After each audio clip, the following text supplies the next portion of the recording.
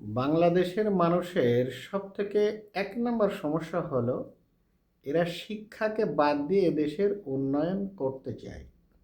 এটা হচ্ছে ইলিটারেসি, অর্থাৎ জিডিপির 5% শিক্ষায় বরাদ্দ না করে, কনস্ট্রাকটিভ এডুকেশন সিস্টেম এদেশে চালু না করে, জনসংখ্যাকে জনসম্পদে পরিণত না করে এদেশের কোনো উন্নয়ন করা সম্ভব নয়।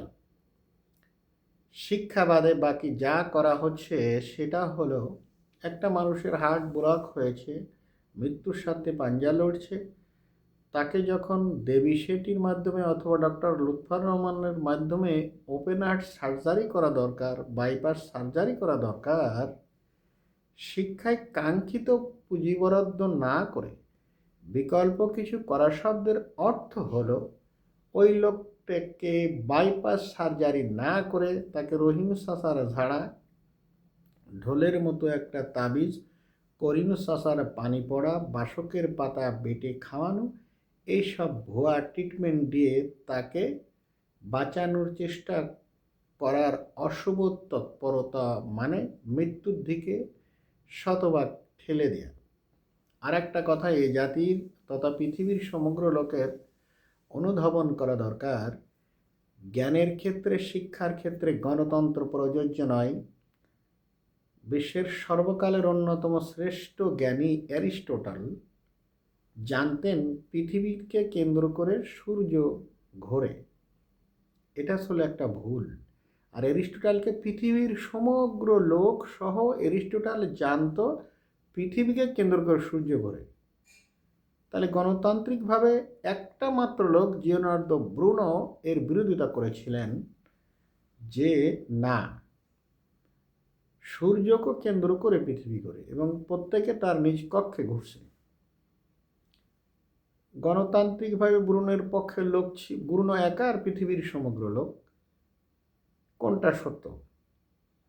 সেখানে ব্রুনোর কথাটাই সত্য ছিল। তো ওনাকে বলা হলো যে আপনাকে তেলের কড়াইতে পুড়িয়ে মৃত্যু নিশ্চিত করা হবে। উনি বললেন, আমাকে যাই করা হোক না কেন 36 বার যদি তেলের কড়াই তীরে দিয়ে আমার মৃত্যু নিশ্চিত করা হয়, এ মহাসত্য থেকে আমি নিজেকে দ্বিমত পোষণ করতে পারি না।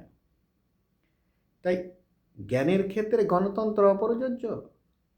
বাংলাদেশের দেখা যাচ্ছে যে এই দেশের শিক্ষায় পুঁজি বিনিয়োগ করতে গেলে মন্ত্রীদের মধ্যে হয়তো এক দুইজন লেখাপড়া জানা লোক থাকতে পারে, যারা পড়াশোনা করেন আর কি।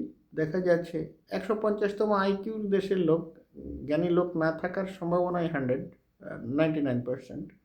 তাই দেখা যাচ্ছে যারা শিক্ষায় কাঙ্ক্ষিত পুঁজি বিনিয়োগ করার পক্ষে এরকম এক দুইজন হলো। আর জ্ঞানী লোকের মর্যাদা থাকে না এই থার্ড ওয়ার্ল্ড কান্ট্রিতে। সাধারণত গণতান্ত্রিকভাবে দেখা যাচ্ছে যে ওখানে 40 জন তার বিরোধিতা করলো, যার পরিপ্রেক্ষিতে এদেশে শিক্ষায় কাঙ্ক্ষিত পুঁজি বিনিয়োগ করা হয় না। যেখানে 5% করতে হবে জিডিপির, সর্বশেষ মনে হয় 1.53% বরাদ্দ করা হলো। অর্থাৎ শিক্ষায় কাঙ্ক্ষিত পুঁজি বিনিয়োগ করার মাধ্যমে এদেশের উন্নয়ন হতে পারে। আমি আশা করি না এদেশের কোনো পণ্ডিত আমার এই বক্তব্যের সাথে দ্বিমত পোষণ করবে। যদি কেউ করতে চান, আমি তার সাথে বিতর্কে লিপ্ত হতে রাজি এবং আমি হেরে গেলে তাকে পুরস্কারের ব্যবস্থা করব।